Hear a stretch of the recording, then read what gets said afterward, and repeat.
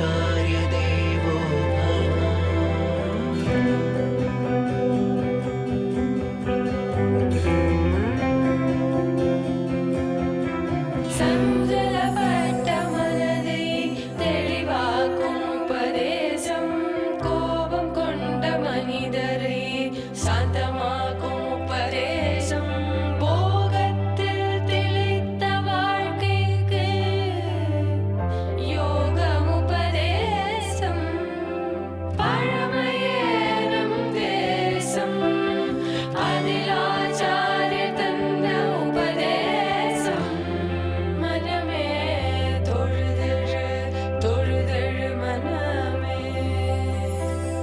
मातृदेवो भव पितृदेवो भव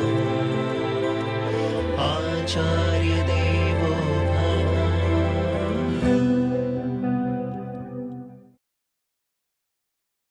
இந்த கலியுகத்துல பகவானிடத்துல ஆசை வர்றதுதான் இருக்கிறதுலயே கஷ்டம். மற்ற எது பணம் கூட வந்துடும், பிறப்பு கூட வந்துடும், உயரம் கூட வந்துடும், அழகு கூட வந்துடும். அவர் அடையணுங்கிற ஆசை வர்றது எளிதா இப்ப ஏன் நடந்துருமா? இப்போ என்ன வேற எத்தனையோ விஷயத்துல ஆசையில இழுக்கிறதுக்கு இப்ப உலகத்துல இருக்கே. கணிப்பொறி வேலையெல்லாம் கொடுக்குறாளோ இல்லையோ, உனக்கு அப்படி நேரம் ஆயிட்டா நாங்க வண்டி வச்சிருக்கோம், நாங்களே சாப்பாடு போடுவோம், ராத்திரி போட்டுட்டு அந்த வண்டியில கொண்டு போய் வீட்டு வாசல்ல இறக்கி விடுவோம்னா அப்பா அம்மா பெருமையா பேசிப்பா. 10:45 மணி ஆச்சு, என் பொண்ணு வந்து அப்படி ராத்திரி இறக்கி விட்டா தெரியுமோ, அதெல்லாம் எல்லா வசதியும் பண்றான்வா. கல்யாணம் ஆகும், இதே 10:45 வரட்டும். அப்ப எத்தனை நாள் 10:45 வந்துட்டா வாழ்க்கை தாங்கும்? அது ஏதோ 10 நாள் வந்தா பார்த்துட்டு இருப்பாளே தவிர அதுக்கப்புறம் யார் பார்க்கறது? ஒத்தர் முகத்துக்கு ஒத்தர் என்ன அலுவலகத்துல பார்த்துக்கிறதா? ஒத்தர் முகத்தை வீட்டுல பார்க்க வேண்டாமா? சேர்ந்து பெருமாள் உண்டா இல்லையா, பூஜை உண்டா கிடையாதா, என்னதான் வாழ்க்கைன்னு பேச போறோமா? அதனால வளம்னு சொல்லிட்டு எதையோ நோக்கி நம்ம ஓடிட்டு இருக்க கூடாது. நமக்குன்னு இருக்கிற சமுதாய வளம் இருக்கணும்னால் கண்டிப்பா பழமை நமக்கு எது இருக்கோ அதை விடாத பிடிச்சிட்டு இருந்தா தான் நடக்கும். ராமானுஜர் பார்த்து சொல்றார், நீ எப்படி வேணா பிறந்துக்கோ, எப்படி வேணா இரு, ஆனா ஆசை இருக்கணும். அந்த ஆசை இருந்தா உனக்கு உபதேசிக்கிறேன்னு சொல்ல எம்பெருமானார்ங்கிற பட்டம் அப்பதான் கிடைச்சது. எம்பெருமான் அப்படின்னா பெருமாளை சொல்றது, எம்பெருமானார் அப்படின்னு 2 எழுத்து சேர்ந்தா ராமானுஜரை சொல்றார். என்ன பெருமான் கூட பண்றதுக்கு சக்தி வராத ஒண்ணு இவர் பண்ணி கொடுத்தாரோ இல்லையோ. இனிமே ஆசை தகுதியே இல்லாத நான் சொல்லுன்னு சொல்லவே இல்லை. இப்போ தகுதி இருக்கிறவங்களுக்கு தான் சொல்லணும், தகுதி இருக்காருன்னு சொல்லக்கூடாது. ஆனா எது தகுதின்னு பார்த்துங்கன்றார்.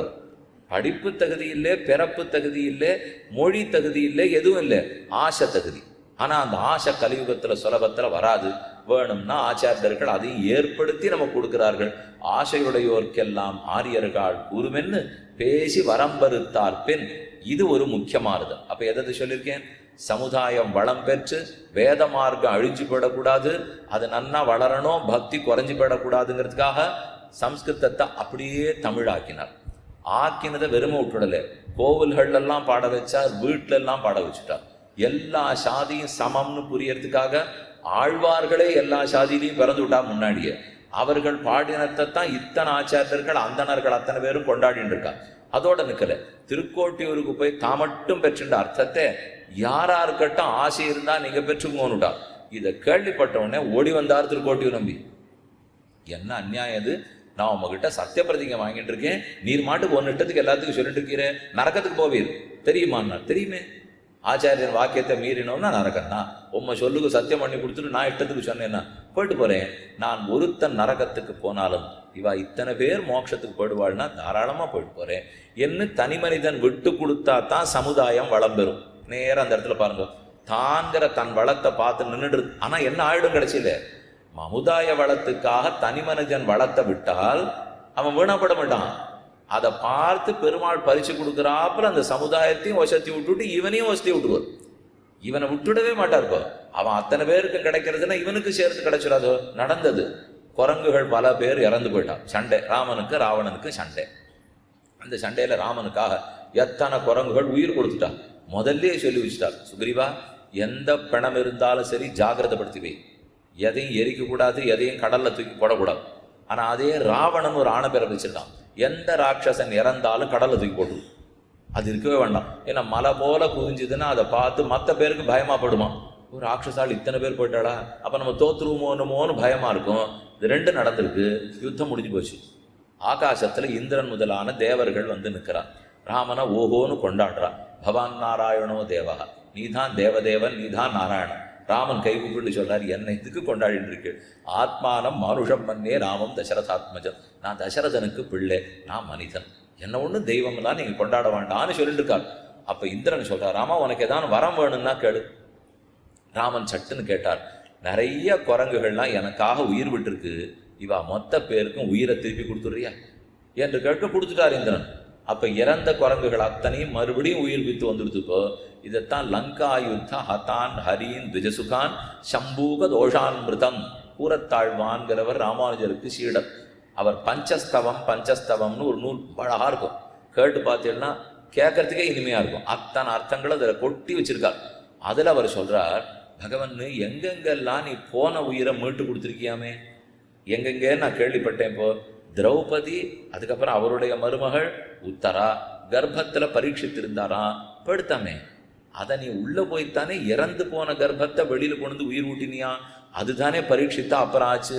லங்கா யுத்தத்தில் பெரிய குரங்குகள்லாம் போயிட்டாலுமே, அவர்களையெல்லாம் திரும்ப மீட்டு கொண்டியாமே. அதே போல உங்க குரு சாந்தீபனி தம் பிள்ளைய தொலைச்சிட்டாராமே கடல்ல, அது உயிர் போனத்தையும் மீட்டு கொண்டியானமே.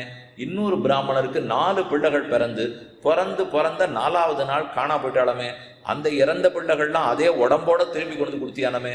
அப்ப இத்தனையெல்லாம் நீ பண்ணுவியா? இத்தனை பண்ற நீ உயிர் போனவனுக்கு உயிரை மீட்டு கொடுத்துட்றே, பரீட்சித்தை மீட்டுன்னு வந்துட்டே, குரங்குகளை மீட்டுன்னு வந்துட்டே. ஆனா அடியே ஒரு பிரார்த்தனை வச்சிருக்கேன், அதெல்லாம் உன்னால பண்ண முடிஞ்சது, இதையும் பண்ண முடியுமா பாருங்கிறாரு. பெருமாளுக்கு ரொம்ப ஆச்சரியம். போன உயிரே மீட்டு வந்துட்டு இதுல என்ன கட்டம், என்ன வேணும் கேளும்னா எனக்கு பக்தி வரணும்னாரு. அப்படின்னா அர்த்தம் என்ன? இப்போ இது இத்தனையும் நடந்தாலும் நடக்க போறது, எனக்கு மட்டும் பக்தி வரவே வராதுங்கிறார். அவர் சிறந்த பக்திமான். அப்போ ஒரு மனுஷனுக்கு அதை கொடுக்கறது தான் பெருமாளுக்கு பெரிய சவால். மற்ற எதவனா அவர் சுலபத்தில் பண்ணிடுவரே தவிர, ஏன் மனசு இசையணும் இல்லையா? மனசு ஒத்துண்டு இசைஞ்சாத்தானே பக்தி வரும். அது இல்லாம வெறும பக்தின்னு சொன்னா வந்துடாது. இப்போ அந்த மனசை இசைவிக்கிறதுங்கிறது சாமானியப்பட்ட வேலையே இல்லை. அது சிரமப்பட்டு தான் வரும். நாமளும் அதை மெதுவாக தான் புரிஞ்சுக்கணும். இசைவித்து என்னை உன் தாளின கீழ் இருத்தும் அம்மான்னு ஆழ்வார் பாடுறார். எனக்கு இசைவே இல்லாம சுத்தின்னு இருந்தேன், எனக்கு இசைவி ஏற்படுத்தி உன் திருவடிக்கு கீழே கொடுத்து இல்லையோ, இதுக்கு நான் என்ன கைமாறு செய்ய போகிறேன்னு பிரார்த்திக்கிறார். என்ன கலியுகத்துல ஒரு நல்லது இருக்கு, ஒரு கெட்டது இருக்கு. கிருத்தயுகத்திலே நமக்கெல்லாம் ஆயுள் அதிகம், 60,000 வருஷம் 70,000 வருஷம் வாழ்வோம். திரேதாயுகத்தில் 40,000 வாழ்வோம். துவாபர யுகத்தில் 10,000 வாழ்வோம். கலியுகத்தில் 65, 75, 80 இப்படிங்கிற அளவு வாழ்வோம். அப்படின்னா ஒன்று தெரிஞ்சு போச்சு, இந்த கர்மயோகம், ஞான யோகம், பக்தி யோகத்துக்கெல்லாம் அவளுக்கெல்லாம் நீண்ட ஆயுஸ் இருந்ததில்லை. இத்தனை புஸ்தகத்தையும் படிக்கிறதுக்கு அவர் தான் 60,000 வச்சுருக்காரு. எவ்வளோ நேரம் வேணா படிச்சுட்டு இருக்கலாம் இல்லையோ? நமக்கு தானே இத்தனை புஸ்தகத்தையும் படிக்கிறதுக்குள்ள வேற வேலை வந்துடுறது முடியல. நிதானமாக 60,000 வருஷம் வாழ்ந்துருந்தா படிச்சுக்கலாமோ இல்லையோ? கண்டிப்பாக வாஸ்தவம் தான். இப்போ ஆனால் ரொம்ப சிரமப்பட்டா தான் எதையுமே சாதிக்க முடியும். கிருத்தயுகத்தில் ஒருத்தர் ஒரு காரியத்தை சாதிக்கணும், பகவானை திருப்திப்படுத்தணும்னு வச்சுக்கோ, 100 வருஷம் பிரயத்தனப்பட்டா அதை சாதிக்கலாம். அதே திரேதாயுகத்துக்கு வந்துடுன்னு வச்சுக்கோ, ஒரே வருஷம். முதல் யுகத்தில் பட்ட பிரயத்தனத்தை 2வது யுகத்தில் 1 வருஷம் மெனக்கட்டா சாதிச்சுடலாம். அது துவாபர யுகத்துக்கு வந்ததுன்னு வச்சுக்கோ, 10 நாள் பிரயத்தனப்பட்டா சாதிச்சுடலாம். கலியுகத்துக்கு வந்ததுன்னு வச்சுக்கோ, ஒரே நாள். அப்போ 100 வருஷம் கிருத்தயுகத்தில் பட்ட பாட கலியுகத்தில் ஒரே நாளில் சாதிச்சுடலாம். இது சௌக்கியமா இருக்க சுவாமி, இதுதான் எனக்கு பிடிச்சிருக்கு. போனா ரொம்ப நன்னா இருக்கு. ஆனால் கூடவே கூறத்தாழ்வான்னு சொல்லி முடிக்கிறார். அந்த ஒரு நாள் ஈடுபாட்டோட கலியுகத்தில் வரமாட்டானே, அதுதான் அநியாயம்ட்டார். 100 வருஷம் கிருத்தயுகத்தில் வந்தாலும் வருவானே தவிர கலியுகத்தில் இந்த ஒரு நாள் வரணுமே, ஒரு நாளா? அதெல்லாம் முடியாது சுவாமி, ஏதோ 2 மணி நேரம் பரவாயில்லையா அப்படின்னு அதுக்கும் பேரம் பேசுறதுக்கு ஆரம்பிச்சிருவோம். கிருத்தயுகத்தில் ஆயுள் நிறையா இருந்தது, அந்த அளவு ஈடுபாடும் வந்துடுச்சு. ஆனால் இப்போ நம்ம புத்தி செதறத்துக்கு நிறைய வாய்ப்புகள்லாம் இருக்குது. அதை தாண்டி பக்தி பண்ண வேண்டியிருக்கு. பக்கத்தில் இருக்கிற குடும்பத்தவர்கள்லாம் ஓஹோன்னு வளர்றா, பணங்காசில் வளர்றா, பட்டாட்டோபத்தில் வளர்றா, வாழ்க்கை தரத்தில் வளர்றா. பார்க்க நம்மளும் போகணும்னு தோன்றது. ரிஷிகளாக இருந்தால் ஒன்றும் ஆசைப்படாதே, காட்டோட உட்காந்துக்கோ, நாட்டோட உட்காந்துக்கோன்றா. நான் எங்கேயானு வெளியில் போனால் அவளானா ஆசைப்படு மேலே வளருமா. இந்த ரெண்டுத்துக்குள்ளே இந்த பக்தன் படுற பாடு கொஞ்சம் நஞ்சம் இல்லை. இது நாம பக்தியில் குறையாத இருக்கணும், நம்ம பிள்ளை பொண்ணை வேற பக்தியோட வளர்த்துக்கணும், மாமனார் மாமியாரை பார்த்துக்கணும், அப்பா அம்மாவை பார்த்துக்கணும், கூடவே வீடு கட்டணும், வாசல் கட்டணும், வேலைக்கெல்லாம் போகணும். முன்னாடியான அந்த தலைவேதனை ஏதோ வேலைக்கு போகிறது ஆண்களோட மட்டும் இருந்தது. இப்போ ரொம்ப சுகமாக இருக்க வேண்டிய பெண்களும் சேர்ந்து அந்த கட்டத்தெல்லாம் அனுபவிக்க வேண்டியிருக்கு. அப்போ இதெல்லாம் இது நிஜமாக பார்த்துட்டுன்னு வச்சுங்க, இது சமதர்மம், நாங்களும் சேர்ந்து உழைக்கணும், எங்களுக்கு எல்லா உரிமை வேணும்னுவா. வேணும் வாஸ்தவம் தான், நிம்மதியாக இருந்துட்டு போவோங்கிறத அன்னைக்கு அவள் சொல்லிட்டு போனா, அது இல்லை இல்லை, அது எப்படி எங்களை மட்டும் நிம்மதியாருன்னு நீ சொல்லலாம், இப்படியும் சண்டை பிடிச்சா என்ன பண்ண முடியும்? நீ ஒன்றும் கட்டப்படாதே, நீ பாட்டுக்கு சௌக்கியமாருன்னு சொன்னான், நல்லதா போச்சு சுவாமி, நான் மாட்டுக்கு இருக்கேன் அப்படின்னு இருந்துவிட்டா சரி, ரொம்ப சுலபமாக எடுத்துன்னு போயிட்டோன்னு அர்த்தம். அதை தப்பான கோணத்தில் பார்த்துட்டு அது எப்படி எங்களுக்கு மட்டும் சமத்துவம் கிடையாதானால், இப்போ ஆண்கள் அதுக்குன்னுட்டு நாங்களும் இனிமேல் கர்ப்பம் தரித்து குழந்தை பிறந்து தான் ஆகணும், அது எப்படி எங்களுக்கு கிடையாதுன்னு சொல்லுவேன்னா, இல்லை இல்லைன்னா இல்லை, இது இல்லைங்கிறத நானோ நீங்களோ ஏற்படுத்தலை, ஏற்படுத்துறது கடவுள். வேணும்னா எல்லாரும் வாங்கோ, யாத்திரையாக போய் கேட்டு வருவோம்னா போகலாம். போய் கேட்டால் எந்த பதிலும் அவர் சொல்லவே போகிறதில்லை. இப்போ நீங்கள் சீனிவாசர் முன்னாடி நில்லுங்க, பார்சாரதி முன்னாடி நில்லுங்க, ரங்கநாதர் முன்னாடி நில்லுங்க, சைவர்கள் சிவன் முன்னாடி நில்லுங்கோ, முருகன் எங்கே வேணா நில்லுங்கோ, யார் நின்னாலும் அந்த சிரிப்பு மட்டும்தான் பதிலாக கிடைக்கும். ஏன்னா நான் எழுத வேண்டியது எல்லாத்தையும் வேதத்தில் எழுதிட்டு பிரச்சாரம் பண்ண வேண்டியதுக்கு ஆச்சாரியர்களை கொடுத்துட்டேன். இனிமேல் எதையும் நீ எங்கிட்ட வந்து கேட்க வேண்டிய தேவை இல்லை, உனக்கு வேண்டியது எல்லாத்தையும் கொடுத்துருக்கேன். உனக்கு அவர்கள்ட்ட நம்பிக்கை இல்லை, நேர எங்கிட்ட வர எதற்காக நேரம் வர, அவர்களை தான் கொடுத்துருக்கேனே, அவர்கள் உனக்கு எல்லா நலத்தை சொல்லுவாள்னால் இதை நாம தான் புரிஞ்சுக்கணுமே தவிர நாம நினைக்கிறது கொஞ்சம் அவரை கொக்கி போட்டு இழுத்துணும்னு பார்ப்போம், சிக்கவே மாட்டார். அவரா மத்ஸ்ய அவதாரம் சிக்கிடுவரா? அவர் பிறந்தது முதல் அவதாரமே மீனாக, மீன் தூண்டில் சிக்குமோ, நழுவிண்டு போயிட்டே தான் இருக்கும். அதை போல நமக்கு வலையை விரிச்சு வச்சிருப்பார், ஆச்சாரியர்கள்ங்கிற கரையை கொடுப்பார், நாம தான் புரிந்து கொண்டு அதை வர வேண்டுமே தவிர. அப்ப ராமானுஜர் எடுத்த முக்கியமான முடிவு, நல்ல வளம் சமுதாயமே முன்னுக்கு போகணும்னா நான் ஒருத்த விட்டு கொடுக்குறேனே, நான் என்ன இப்போ நான் ஒரு நாள் நரகத்துக்கு போவேன்னா போக விடலை பெருமாள், அத்தனைக்கு சேர்ந்தது என்ன சொல்லியிருந்தேன், குரங்குகள் எல்லாத்துக்கும் உடனே உயிர் கிடைச்சிருச்சுப்போ. அதே வேகத்துல விபீஷணன் பக்கம் திரும்பினார். வீணா எனக்கு ஒண்ணு இந்த ராட்சசாலோட சண்டையும் இல்லை, விரோதம் இல்லை, எடுத்துன்னு வா, அவளுடைய மொத்த பிணங்களை கொண்டா இதே இந்திரங்கிட்ட உயிரை வாங்கி கொடுக்குறேன்னார். அப்பதான் வீணு சொன்னார், ராமா உன் குணம் தெரியாத இந்த ராவணன் தூக்கி கடல்ல வீச சொல்லிட்டான், நீ இப்படி ஒன்று நல்லது செய்வேன்னு அவன் நினைச்சு கூட பார்த்துருக்க மாட்டான், எல்லா பணத்தையும் தூக்கி போட்டுட்டேன்னு என்னால். அப்ப ராமன் சொல்றார், ஓஹோ அந்த குரங்குகள் பண்ணாமல தான் இந்த ராட்சசர்களும் சம்பளம் கொடுத்தவனுக்காக உழைச்சா, அதுகள்கிட்ட என்ன தப்பு? போ எனக்கு ஒன்று அதுகளோட ஒன்றும் விரோதமே கிடையாது ஏன்னு அவர் சொல்லிட்டு இருந்திருக்கணும்னால் அந்த அளவு உயர்ந்த குணம் நம்மகிட்டையும் வர வேண்டும். அது கடவுள் வந்திருக்காருனால் கடவுள் நம்ம கிட்ட வரணுங்கிறதுக்காகத்தானே இது எல்லாத்தையும் பண்ணி காட்டிட்டு இருக்கார். நாம் ஒருத்தம் விட்டு கொடுத்துட்டா சமுதாயம் வளர்ந்துடும், கூடவே நமக்கும் எல்லாம் கிடைச்சிடும். நம்மளை இல்லைன்னு அவர் பண்ணிட மாட்டார், ஆனா அதுக்குன்னு நமக்கும் கிடைச்சிரும்னு எனக்கு தெரியும்னு கணக்கு போட்டுட்டே பண்ணக்கூடாது. திடீர்னு அப்படி புத்திப்படுத்தினாப்போ அது நான் இந்த மாதிரி விட்டு கொடுக்குறாப்புல நடிப்பேன், பெருமாள் அதுக்கும் சரின்னு வாங்கி கொடுக்குறாப்புல வாங்கி கொடுத்துருவாருன்னெல்லாம் சொல்லக்கூடாது. எனக்கு தேவையில்லை, அவர் என்ன நல்லது எனக்கு செய்யணுமோ செய்வார். அந்த உறுதியோடு நாம சமுதாயத்துக்கு வளர்த்து ஒத்துழைத்தோம்னால் நம்மையும் பகவான் கைப்பிடிச்சு தூக்கி விட மாட்டாரா? இன்னொன்று அதே இடத்துல ஒரு பெரிய மாறுதல் கொண்டார். ராமானுஜர் காலம் வரைக்கும் இருந்த ஆச்சாரியர்கள் எல்லாம் நிறைய போய் அவளுக்கு பணிவிடை செய்தாதான் மனங்கனிந்து ஒத்துப்பா. இதுக்கு வாக்கியமே இருக்கு, சாஸ்திரத்தில் சொல்லச்சே நாசம்பத்சர மாசினே பிரபுயாத், இது ஒரு வாக்கியம் சொல்றது. அப்படின்னா ஒரு மாசமா ஒரு வருஷம் ஒரு குருவனுடைய வீட்டு வாசல்லையே படுத்துட்டு இருக்கணுமா, அவருக்கு என்னென்ன பணிவிடைகள் செய்யணுமோ அது அத்தனையும் பண்ணணுமா. ஒரு வருஷத்துக்கு ஒரு நாள் குறைஞ்சிருந்தா கூட அவனுக்கு எந்த உபதேசமும் பண்ணாதேங்கிறது. ஒரு வருஷம் கிடக்கணும், அதுக்கு குறைச்சலா இருந்தா அவருக்கு உபதேசமே பண்ணாதே. இல்லை சுவாமி ஒருத்தருக்கு ரொம்ப வேகம் உடனே தெரிஞ்சுட்டாகணும், அதுக்கு அது மாற்று மருந்து சொல்றது. ஒருவேளை ஒன்னால ஒரு வருஷத்துக்கு இருக்க முடியாதுன்னால் ஒன்று செய், ஒரு மாசம் முழு பட்னி கடந்துருங்கிறது. ஒன்று ஒரு வருஷத்துக்கு இரு, சாப்பிட்டு இரு. இல்லை அது முடியாதா, அப்ப ஒரு மாசத்துக்கு முழு பட்னி இரு. இப்படி இருந்தால் தான் நீர் கொடுக்க முடியும் என்று சாஸ்திரம் சொல்லியிருக்கு. இதுதான் ராமானுஜர் காலம் வரைக்கும் எல்லாரும் பண்ணியிருக்கா. அதைத்தான் திருக்கோட்டியூர் நம்பிகளும் பண்ணார். அவர் ஒன்றும் தப்பா பண்ணலை, சாஸ்திரம் என்ன சொல்லியிருக்கோ அதன்படி பண்ணார். ராமானுஜர் யோசிச்சு பார்க்கிறார், இனிமே ஒரு வருஷம் இரு வாழ்ந்து போனா யார் வரப்போறா, இனிமே ஒரு மாச பட்னி கடன்னா ஒத்துருமே வரமாட்டான், அறவேளை பட்னிக்குள்ளேயே யார் இருக்கா? இப்போ ஏகாதசி அன்னைக்கு பட்னி இருக்கணும், உடம்புக்கும் நல்லது, ஆத்மாவுக்கும் நல்லது, பகவானுக்கும் பிடிக்கும்னு சொன்னால் முதல் கேள்வி என்ன தெரியுமா கேட்குறான், ஏகாதசி அன்னைக்கு என்னென்னலாம் சாப்பிட்டுக்கலாம் சுவாமிங்கிறான். இப்போ கேள்வியே இப்படிதான் வருது. இப்போ ஏகாதசி அன்னைக்கு என்னென்னலாம் சாப்பிட்டுக்கலாம்னால் நான் சாப்பிடவே கூடாதுன்னு ஆரம்பிக்கச்சே நீ என்னென்னலாம்னு வேற கேட்டீர்னா, அப்போ பல ஆகாரம், பலகாரம் இல்லை, பலகாரம்னா உப்மா தோசைன்னு அர்த்தம். பல ஆகாரம்னா இருக்கிற எல்லா தோசையும் உப்மாவும் சேர்த்தே தேங்காய் சாதம் புளியோர் சாதம் எல்லாத்தையும் சாப்பிட்றான்னு அர்த்தம். அப்போ ஏகாதசின்னு சொன்னால் பட்னி என்னெல்லாம் சாப்பிடக்கூடாதுன்னு கேளுங்க, எப்படி பட்னி இருக்கணும்னு கேட்டுட்டு சாப்பிடணும்னு கேட்டால் அதெல்லாம் இல்லை சுவாமி, வைத்தியர் சொல்லியிருக்கார், ஏகாசனி முழு பட்டினிலாம் இருந்தா வயிறு கபகபான்னு எரியுமா, எனக்கு ஏற்கனவே அவாவா வாழறதை பார்த்து எரிஞ்சின்னு இருக்கு, இதுக்கு மேலே நீர் வேற பட்டினிலாம் இருக்க சொன்னா இன்னும் எரியாதான்னா, ஒன்றும் கவலைப்படாதீங்க, 15 நாளைக்கு ஒரு நாள் தான் இருக்க சொல்கிறா. அதுவும் மறுநாள் கார்த்தாலே துவாதசி அன்னைக்கு 8:15 9க்குள்ளே சாப்பிட சொல்கிறான். ஒரு நாள் பட்டினி இருந்துட்டு முழு நாள் இருந்துட்டு மறுநாள் 8:15 அதுக்கு சிலதெல்லாம் சேர்த்து சாப்பிட சொல்லுவா. அதை முதல்ல சாப்பிட்டு தான் அன்னைக்கு சாப்பாட்டுக்கே போகணும். அதை சாப்பிட்டுட்டா அந்த வயத்தெல்லாம் சரிப்படுத்திடுவோம். இதெல்லாம் பார்த்து யோசிச்சு தான் வச்சிருக்கா. கண்ணன் கீதையில யோகத்தை பற்றி சொல்லச்சே, நிறைய சாப்பிட்றவனுக்கு யோகம் வராது, பட்னியே இருக்கிறவனுக்கும் யோகம் வராதுன்னுட்டா. எப்போ பார்த்தாலும் பட்னி இருந்தாலும் வராது, எப்போ பார்த்தாலும் சாப்பிட்டு இருந்தாலும் வராது. முழிச்சுட்டே இருக்கிறவனுக்கு யோகம் வராது, தூங்கிட்டே இருக்கிறவனுக்கு யோகம் வராது. நான் அத்தியஷ்ணதஸ்து யோகோஸ்தி. அதிகமாக சாப்பிடாதே, அதிகமாக தூங்காதே, மிதமாக சாப்பிட்டுக்கோ, மிதமாக தூங்கிக்கோ. இதெல்லாம் நமக்குன்னு சொல்லப்பட்டிருக்குன்னா வாழ்க்கை வளம் பெறுவதற்காகத்தானே ராமானுஜர் அதை சொன்னார். இப்போ இங்கே பார்த்தா 1 வருஷம் இருக்கணும், இல்லை 1 மாசமான பட்னி இருக்கணும். இது மொத்தத்தையும் உடைக்கிறார். இப்போ இவருக்கு முன்னாடி இருக்கிற ஆச்சாரியர்கள்லாம் இப்படி பரீட்சை பண்ணித்தான் கொடுத்துருக்கா.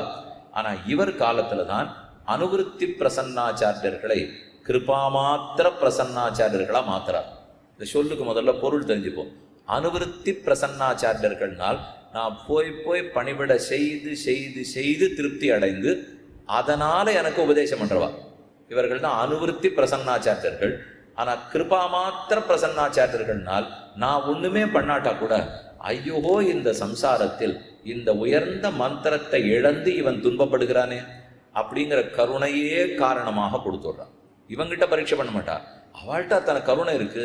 இவன் கஷ்டப்படுறான், இந்த திருமந்திர நமோ நாராயணாவை கொடுத்துட்டேன்னா அதை இவன் 108 தடவை சொன்னா பகவானு கிட்டக்கு போடுவனே, போனா போறான். போ என்ன அவனுக்கு தகுதி இல்லாட்டா, கொடுக்கறதுக்கு எனக்கு தகுதி இருக்கோ இல்லையோ, கொடுத்துட்டு போறேனே. நம்ம வாங்குறவனுக்கு தகுதி இருக்கோ இல்லையோ, கொடுக்கிறவனுக்கு தகுதி இருந்தா கொடுத்தா பெருமை தானே. யாரும் தப்பு சொல்ல போறது இல்லை. இப்போ வாங்கிவிட்டா நாளைக்கு ஆசை தானே வந்துட போறது. அப்ப அங்க மாறுதலும் ராமானுஜர் தான் கொடுத்தார். அவர் காலம் வரைக்கும் எல்லாரும் பரீட்சை பண்ணி பண்ணி கொடுத்தார். நிறைய தொண்டுகளை வாங்கிட்டு தான் கொடுத்துருக்கா. ஆனா அவர் தன் காலத்துல சட்டுன்னு மாத்திட்டார். இனிமே இதெல்லாம் நடக்க போறது இல்லை, தாராளமா அவன் என்ன பண்றானோ எதுவும் கொடுத்துருவோம். கொடுத்த பிற்பாடு அப்படின்னா ஆச்சாரியனுக்கு இனிமே தொண்டே ஒத்துரு செய்ய வர மாட்டாளானால் அவர் என்ன சொல்றார், தொண்டுகளை பெற்றுக்கொண்டு பரீட்சை பண்ணி பார்த்துட்டு கொடுக்கறதுன்னு வச்சுக்காதீங்க, கொடுத்துருங்க. கொடுத்த பிற்பாடு இப்பேற்பட்டவர் எங்கிட்ட எதையும் எதிர்பார்க்காத கொடுத்தாரே அப்படிங்கிற நன்றி வர்றவன் இருந்து தொண்டு செய்வான் இல்லையோ, அவங்கிட்ட வாங்கிக்கோங்கிறாரு. நம்ம இதெல்லாம் நடக்குமா சுவாமி? இந்த காலத்துல வாங்கிட்டு கொடுத்தாலே ஒத்துன்னு வரமாட்டேங்கிறான். இதுக்கு மேல நீ கொடுத்து வச்சுட்டு வேற வாங்கிக்கணும்னால் கண்டிப்பா செய்வேன். ஏன்னா நீ வாங்கிட்டாலே கொடுக்க மாட்டான்னு சொல்றது உலகத்துல வியாபாரத்தில். ஆனா நான் சொல்லிட்டு இருக்கிறது வைகுந்தத்தை. நான் வியாபாரத்தை சொல்லிட்டு இருக்கிற வைகுந்தத்தை சொல்லிட்டு இருக்கேன். இந்த நன்றி யார் உள்ளத்துல இருக்கோ அவருக்கு தான் பெருமாள் மனசு கனியும். இந்த ஆச்சார இடத்துல பெற்றுட்டோமே, இவருக்கு நாம என்ன பண்ண போறோம்னு உள்ள நெக்குருகி கைங்கிரம் பண்ண வரான் பாருங்க, அவனை பார்த்தா தான் இறைவன் கொடுக்க போறாரே தவிர இல்லைன்னா அவரை ஏமாத்தி பத்திலா நான் போய் நின்று ஆச்சாரிட்ட மந்திரத்தை வாங்கிவிட்டேன், இனிமே நான் ஒண்ணுமே பண்ண போறது இல்லை பாரு, அதனால இந்த மந்திரத்தை சொல்லிட்டு ஆச்சாரனை தள்ளி விட்டுட்டு நான் மோட்சத்துக்கு போறேன்னார். அவர் என்ன ஒண்ணுமே புத்தி இல்லாத பகவானா உட்காந்துருக்கார் அந்த இடத்துல. இப்போ அதுக்கு தான் வெளியில உட்காந்துருக்காம உள்ளேயே உட்காந்துருக்கார். இவன் கொஞ்சம் தப்பான புத்தியோட திட்டம்னு ஆரம்பிக்கச்சே இவன் நினைக்கிறதுக்கு முன்னாடி அவருக்கு தான் தெரியும் பகவான் எதுக்கு மனசுல உட்காந்துருக்காருன்னு நினைக்கிறேன். எல்லாருக்குள்ளேயும் உட்காந்துருக்காருன்னா எதுக்கு, நம்ம போடுற திட்டம்லாம் தெரிஞ்சுட்டே இருக்கிறதுக்கு தான். இவன் ஏதானு கொஞ்சம் ஏமாத்திராப்புல நினைக்கிறச்சே இவன் யோசிக்கிறதுக்கு முன்னாடி அவர் தெரிஞ்சு விடுறாரு இல்லையோ. இப்போ பொதுவாக நீதிமன்றத்துக்கு போவோம், மன்னிப்பு கொடுப்பா, ஆனால் தண்டனை கொடுத்துருவாள் இல்லையோ. 10 வருஷம் இருக்கணும், 12 வருஷம் இருக்கணும். அப்போ ஒரு கைதி நிஜமாவே அந்த குற்றவாளி மனசு மாறிவிட்டார். கை கூப்பிட்டு ஐயா என்னை கொஞ்சம் மன்னிச்சிடக்கூடாதா, நான் நிஜமா மாறிவிட்டேன். அவர் நீ நிஜமா மாறிவிட்டேன்னு எனக்கு நிஜமா தெரியாதேன்னு வரும். அவருக்கு எப்படி தெரியும்? இவன் மாறிட்டான்னு நடிச்சுட்டு வாங்கிட்டு போயிட்டான்னா. ஆனால் பகவான் இடத்துல போனா முழு மன்னிப்பு கிடைக்கிறது. ஏனெனில் நிஜமா மாறினானான்னு அவருக்கு தெரியுது. இந்த நீதிபதிக்கு இவன் நிஜமா மாறினானான்னு தெரியாது. ஏன்னா நம்ம உள்ளத்துல நீதிபதி உட்கார முடியாது. ஆனா கடவுள்கிட்ட போனா மட்டும் அந்த மன்னிப்பு கிடைக்கிறதே. அது எப்படி நடக்கிறதுனால் நிஜமா மாறிட்டானா இல்லையான்னு தெரியறது இல்லையோ. இங்க உள்ளேயே உட்காண்டிருக்கிறதுனாலே உள்ளுவார் உள்ளித்தெல்லாம் உடனிருந்து அருதி என்று வெள்கிப்போ என்னுள்ளே நான் விலவரச் சிரித்திட்டேனே தொண்டடிப்படியாழ்வார் பாசம். ஒவ்வொருத்தர் உள்ளத்திலையும் உட்காண்டு இவன் என்ன நினைக்கிறான்னு பார்க்கிறார்.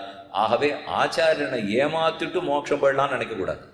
அவர் கொடுத்ததுக்கு நமக்கு நன்றி உணர்வு இருந்து என்ன செய்வோம் என்ன செஞ்சாலும் அவர் கொடுத்ததுக்கு நிகராக போறதில்லை. என்று ஒருத்தன் அழறான் பாருங்க, அவன் அடையாளம் கண்டுகொண்டு பகவான் தானே கொடுத்து விடுகிறார். ஞானம் அனுட்டானமிவை நன்னாகவே உடையனான குருவை அடைந்த கால் மாநிலத்தின் தேனார் கமல திருமாமகள் கொடுனன் தானே வைகுந்தன் தரும். இன்னும் ரொம்ப ஆச்சரியமான பாசுரம், இதையும் சமப்படுத்தினான். அடுத்தது முதல் யுகத்திலேருந்து பார்த்துன்னு வந்தால் கிட்டத்தட்ட கலியுகம் வரைக்கும் இன்னென்ன சாதியருக்கு இன்னென்ன அதிகாரம், இன்னென்னார் தான் இப்போ இப்படி பண்ணலான்னு வச்சிருந்தா, அதெல்லாம் ஒன்று ராமானுஜர் தொடக்கூட இல்லை. அது இருக்கட்டும், இருக்கிறபடி இருக்கட்டும். நாம் எதை இந்த வாழ்க்கையில நிச்சயமாக செயல்முறைப்படுத்தி ஆகணும்னு அவர் யோசிக்கிறார். ரெண்டாவது யுகத்தில் ஒன்று நடந்திருக்கு, யோசிச்சு பார்க்குறார். மூணாவது யுகத்தில் ஒன்று நடந்திருக்கு, யோசிச்சு பார்க்குறார். ராமன் பெரிய க்ஷத்திரியன் ராஜா, ஆனால் அவர் ஜட்டாயுங்கிற பறவையை தொட்டு ஈமச்சடங்கு பண்ணுறார். நீங்கள் ஒரு இடம் கேள்விப்பட்டிருக்கலாம், இகத்துபுரின்னு பேர். நாசிக் பஞ்சவடி கேள்விப்பட்டிருக்கலாம், மகாராஷ்டிரத்தில் இருக்கும் இல்லையோ, மும்பை. அங்கேருந்து ஒரு 3 மணி நேரம் பிரயாணம் பண்ணோம்னா வரும். நாசிக்குங்கிற இடம் வருது. நாசிக்னா மூக்கு, நாசிக்கானா மூக்கு. சூர்பனகனுடைய மூக்கை வெட்டி காதை வெட்டி தூக்கி போட்டானோ இல்லையா லக்ஷ்மணன். நடுவில் கோதாவரி நதி ஓடும், அந்த பக்கத்தில் பஞ்சவட்டி, இந்த பக்கம் நாசிக். அந்த இடத்துல இருக்கிறச்சே தான் சீதையை காணும். சீதையை தூக்கிட்டு ராவணன் போறச்சு கொஞ்சம் தூரத்தில் தான் ஜட்டாயு எதிர்த்தார். சந்திரஹாசங்கிற வாளால் அடிபட்டார், செர கொடிஞ்சு கீழே விழுந்துட்டார். ராமனு லக்ஷ்மணன் தேடிட்டு வரா. இன்னைக்கு அந்த இடம் இருக்கு, தாகேத்துன்னு பேர். ரொம்ப அழகான இடம். சுற்றி ஒரு 15 மைலுக்கு மின்சாரமே கிடையாது. அவ்வளவு நல்லா பச்சை பசேல்னு இருக்கும், இருட்டாக இருக்கும். சாயங்காலம் 5:45 ஆயிடுத்துனாலும் இருட்டி போடும். நாம தான் இருப்போம். அந்த கோவில் ரொம்ப அழகாக இருக்கும். அந்த கோவிலில் தனியாக இருந்தாலே என்னமோ நம்மளையும் ஜட்டாயு சரகலை ஏற்றின்னு வைகுந்தத்துக்கு கூட்டின்னு போடுவோன்னு தோணிப்படும். அதுதான் சுவாமி, நான் அங்கே போகிறதே இல்லை. நான் ஏன் தெரியுமா அந்த கோவில் போல இப்போ சொன்னீர் பற்றியோ இல்லையோ, இதை யார் நான் போய் தனியாக உட்காந்து என் பேரில் திடீர்னு அன்பு ஜட்டாயுக்கு வந்து வா எனக்கு ராமன் கொடுத்ததை உனக்கும் கொடுக்குறேன்னு சொல்லி அவரை எங்கேயாரும் கூட்டு போயிட்டாரால் இந்த பயத்தில் தான் நாம் இன்றைக்கி வாழ்ந்துட்டு இருக்கோம். இப்போ நன்னா சீனிவாச பெருமாளை சேவிக்கணும்னு ஆசை இருக்கும். அதே தனியாக 10 நிமிஷம் விட்டுட்டா வெளியில் வந்துடுவோம். நாமே அதுக்கப்புறம் அவரோட இருக்க மாட்டோம். பயம். ஸ்ரீனிவாசரோட பயமா சுவாமி? அவர் தானே உலகத்து உனக்குள்ள அவர் தான் உட்காந்துருக்காரு. என்னால் அது அளவுக்கு மிஞ்சினால் அமிர்தமும் விஷம் தெரியுமோன்னு இவன் புராணம்லாம் படிக்க ஆரம்பிச்சிடும். அதனால தான் நான் ஸ்ரீனிவாச பெருமாளுக்கு முன்னாடி நின்னா கூட அளவோட இருக்கணும். யாரு சொன்னா அப்படின்னுட்டுக்கோ, சக்கரை பொங்கல் தான் அளவோட சாப்பிடணும், நெய் தான் அளவோட சாப்பிடணும். பகவானை ஒன்று அளவோட சாப்பிடணுங்கிறது இல்லை, ஆறாத அமுதம் அவர். ஆறாவமுதன்னு சொல்றமே. திருக்குடந்த கும்பகோணத்தில் சரிச்சிருக்கார். ஆறாவமுதே அடியேனுடலன் நின்பால் அம்பாயே நீராய் அலைந்து கரைய உருக்குகின்ற நெடுமாலே சீரார் சென்னல் செவடி வீசும் சிறுநீர் திருக்குடந்தை ஏறார் கோலந்த கிடக்கிடந்தாய் கண்டே நெம்மானே. மற்ற எந்த அமுதமாக இருந்தாலும் ஆறி போகிற அமுதம், ஆனால் ஆறாத அமுதம். அள்ள குறையாதது. எத்தனை சாப்பிட்டாலும் சக்கரை வியாதி 70ஆவே இருக்கும், தாண்டவே தாண்டாது. 70, 170, 270 கொஞ்சம் சக்கரை பொங்கல் சாப்பிட்டால் கூடிப்படுத்தினால் 6வது நிறைய நேரம் சேவிச்சாராம். சக்கரை கூடிப்படுத்தான்னு சொல்லுவாடன்னு. எத்தனை நாள் சேவிச்சிருந்தாலும் திருப்தியா இருக்கு, இருக்கிற சக்கரையும் குறைஞ்சுபடும்.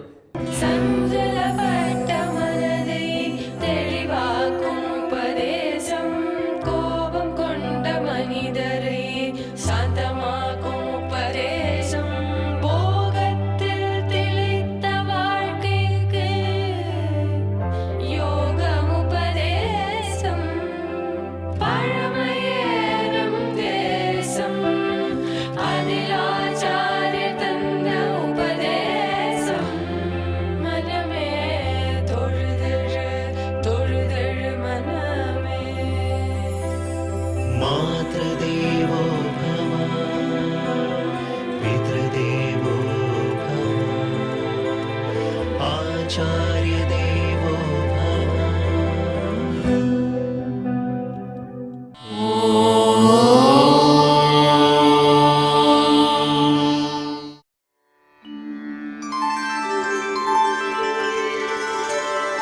विना वेङ्कटेशं ननाथो ननाथः सदा वेङ्कटेशं स्मरामि स्मरामि। हरे वेङ्कटेश प्रसीद प्रसीद। प्रियं वेङ्कटेश प्रयच्छ प्रयच्छ।